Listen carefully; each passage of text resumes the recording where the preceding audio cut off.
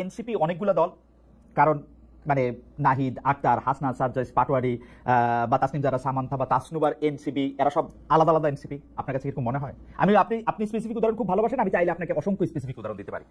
যেমন হেফাজতের সম্মেলনে আপনার অবস্থান, আবার সেনাবাহিনী নিয়ে আপনার মন্তব্যের ক্ষেত্রে সার্জিসের একমত না হওয়া, এইটাকে শিষ্টাচার বহির্ভূত বলা পাটোয়ারির।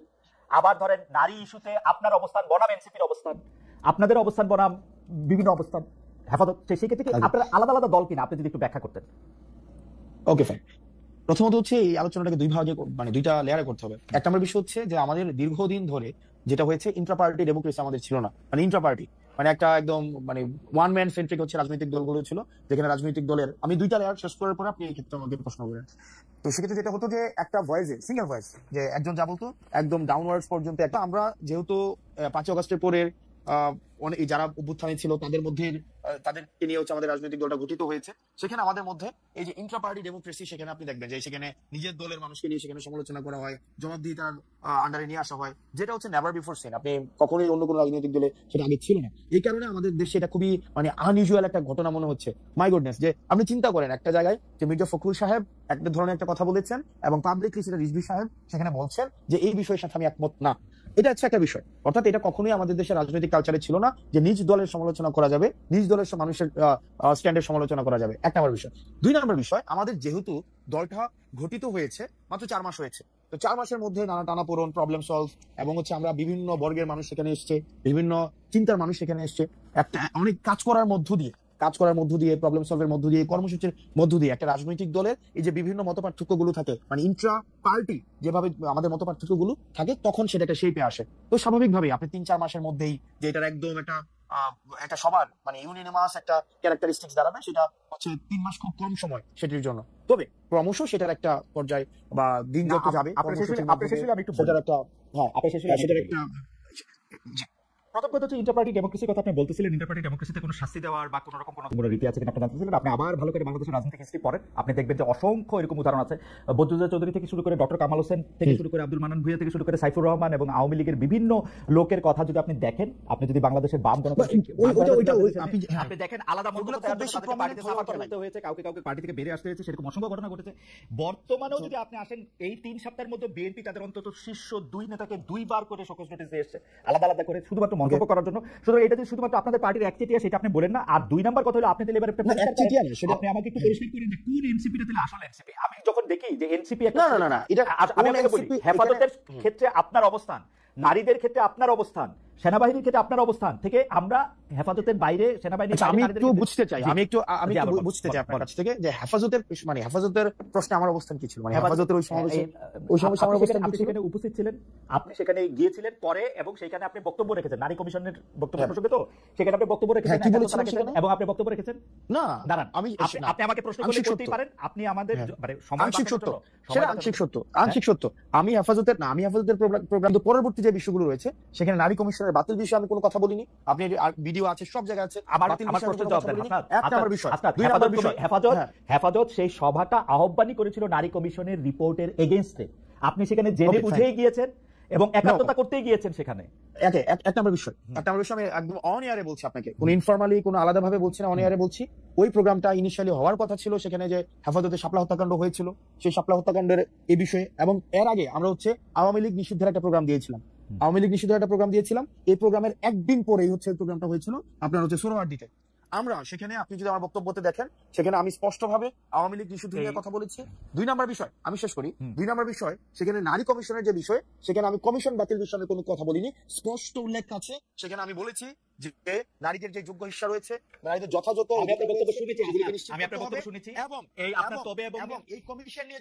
এবং এই কমিশন নিয়ে যদি কোনো ধরনের মতপার্থক্য থেকে থাকে, সেটি নিয়ে আলোচনার ভিত্তিতে সেটি সমাধান হতে হবে। হেফাজতের ওইখানে আপনার অবস্থান কি এনসিপির অবস্থান? আমি কোয়ালিটেটিভ ইয়াতে চাচ্ছি না, আমি বলতে চাচ্ছি যে আপনার অবস্থান এনসিপির অবস্থান কিনা। আমাদের এনসিপি নারী কমিশনের বিষয়ে এই অবস্থানটাই ছিল। আমি যে অবস্থানটা, যেই কথাটা সেখানে আমরা বলেছি, কারণ আমরা বলেছিলাম নারী কমিশন আপনার হেফাজতের যে প্রস্তাবগুলো দিয়েছে করাটা এনসিপির অংশগ্রহণ করা কিনা। দেখেন সেখানে যে প্রস্তাবগুলো দিয়েছে, আমি আসছি সেখানে যে প্রস্তাব, আমি যে কথাটা বলেছি, আমার এনসিপির নারী কমিশনের বিষয়ে ঠিক সেই ধরনের অবস্থানটা ছিল, যে আমাদের যে প্রস্তাবনাগুলো দিয়েছিল, সেই প্রস্তাবনার কিছু কিছু জায়গায় আমরা সংশোধনের প্রস্তাব দিয়েছিলাম, যে সংশোধনের মধ্য দিয়ে এই নারী কমিশনের এই বিষয়গুলো হচ্ছে ফরওয়ার্ড করা হোক। একটা আমার বিষয়। 2 নম্বর বিষয় হচ্ছে ওখানের উপস্থিতির যে বিষয়টি সেটি হচ্ছে যে তখন সব রাজনৈতিক দলের আমাদের হেফাজতের যারা আছেন সব রাজনৈতিক দলকেই তারা হচ্ছে দাওয়াত দিয়েছিল। সেই দাওয়াতের অংশ হিসেবে এনসিপির প্রতিনিধি হিসেবে আমি সেখানে গিয়েছিলাম। আমি অবশ্য এনসিপির এই বিষয়ে দেওয়া পরের প্রেস রিলিজে, পরে তাদের বক্তব্যে, তাদের নেতাদের কথায় কখনো আমি এটা প্রমাণ পাই নাই যে আপনি এনসিপির প্রতিনিধিত্ব করতে সেখানে গিয়েছিলেন। আমি বরং দেখেন, আমি বরং উল্টো আমার এটা কোনো আপত্তি নাই, কিন্তু যাদের নাই, যারা চাকরি করেন না, চাকরির জন্য আন্দোলন করতেছিলেন, এখন আইসা মানে জাতির প্রয়োজনে, সময়ের প্রয়োজনে যারা নেতৃত্ব দিচ্ছেন একটি দলকে বা অন্য দায়িত্ব পালন করছে, তারা কি করছেন সেটি আমি জানতে চাইছি। সাহায্য করা হচ্ছে কিনা বা টাকা দেওয়া হচ্ছে। একটা জিনিস দেখেন, সাংগঠনিক খরচের দায় দল নেয়। একটা রাজনীতিবিদ সাংগঠনিক যে খরচটা করবে সেটা তো আপনার দল থেকে সেটা ব্যয়ভার বহন করা হয়। আমি কোথাও জায়গায় সফরে গেলাম, কোনো একটা মিটিং অ্যারেঞ্জ করলাম, কোনো একটা কর্মসূচি বাস্তবায়ন করলাম, এটা আমার দল দিবে। সেটা একার হোক, সে কিছু করুক আর না করে, এটা কিন্তু দল দিচ্ছে। এখন তার ব্যক্তি পরিসরের খরচ সেটা সে কিভাবে সংস্থান করে, সেটা তার বাবা দিচ্ছে নাকি সে নিজে করছে, বা তার পারিবারিক সেই ধরনের সংস্থান রয়েছে কিনা, সেটা ব্যক্তি জানবেন। আমার মনে হয় যে আপনাদের দলের যে আহ্বায়ক আছেন, যে সদস্য সচিব আছেন, তারা কি করে আসলে মানে তারা তো দুজনই তারা প্রায় চাকরি শুরু করেন নাই, ছাত্র ছিলেন, তেমন ব্যবসার সাথে যুক্ত ছিলেন না, আমরা জানি। তারা কি করছেন, এটি যদি সামনে আসতো আমাদের তরুণরা এক ধরনের সেটা নিয়ে ভিন্ন, সেটা নিয়ে কথা হতে পারে, কিন্তু আমাদের সাংগঠনিক যে খরচ, আমাদের সাংগঠনিক খরচের কথা আমি জানতে চাচ্ছি।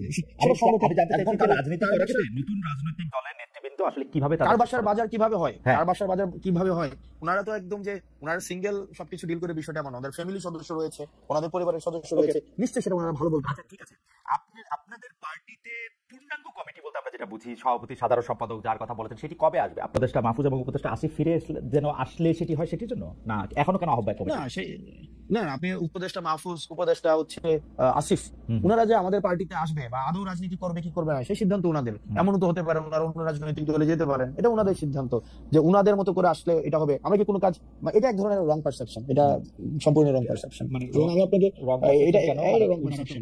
ওনারা তো আপনাদেরই মানে ভাই, বন্ধু, সহযোদ্ধা, সহনাগরিক। ওনারা কি, আমি জিজ্ঞেস করতে চাই, ওনারা কি এনসিপির প্রতিনিধিত্ব করছে সরকারে? আমার কাছে এনসিপির তো তখন জন্ম হয় নাই, তখন তারা সরকারে গেছিলেন। আমার কাছে মনে হয় ওনাদের এটা একটা, আমার কাছে মনে হয় ওনারা আর আপনারা একই লোক। কেমন মনে হয়? কারণ সকল কথায় সকল আচরণে আপনারা সরকারকে ডিফেন্ড করেন, সরকারের যতটুকু অংশ, দুই উপদেষ্টা, ছাত্র উপদেষ্টা আপনাদের আছেন, তাদেরকে ডিফেন্ড করেন, তারা আপনাদেরকে ডিফেন্ড করেন। আমরা কেমন সরকারকে, না আমরা আপনারা সরকারের যতটুকু, আপনারা সরকারের সমালোচনা করেন না, যতটুকু দেখেন, হ্যাঁ সরকার যতটুকু হচ্ছে উপদেষ্টা দুজনকে বাদ দিয়ে আপনারা সমালোচনা করেন সরকারকে। না, উপদেষ্টা দুজনকে বাদ দিয়ে কিভাবে? তারা ছাত্র, দেখেন বেশিরভাগ ক্ষেত্রে আমার, তারপর হচ্ছে দুজন উপদেষ্টা বা আমাদের পার্টির আর দুজন উপদেষ্টার কথা যদি কোনো ক্ষেত্রে মিলে, তো সেক্ষেত্রে খুব স্বাভাবিক না বিষয়টা, কারণ আমরা তো ছাত্র প্রতিনিধি হিসেবে ওনারা সেখানে গিয়েছিলেন। এখন আমরা তিনজন ছাত্র উপদেষ্টা পেয়েছিলাম, আমি স্পেসিফিক বলি, আমরা তিনজন ছাত্র উপদেষ্টা পেয়েছিলাম। একজন ছাত্র উপদেষ্টা সেই দলের আহ্বায়ক হয়েছেন, দুই ছাত্র উপদেষ্টা আলাদা রয়েছেন।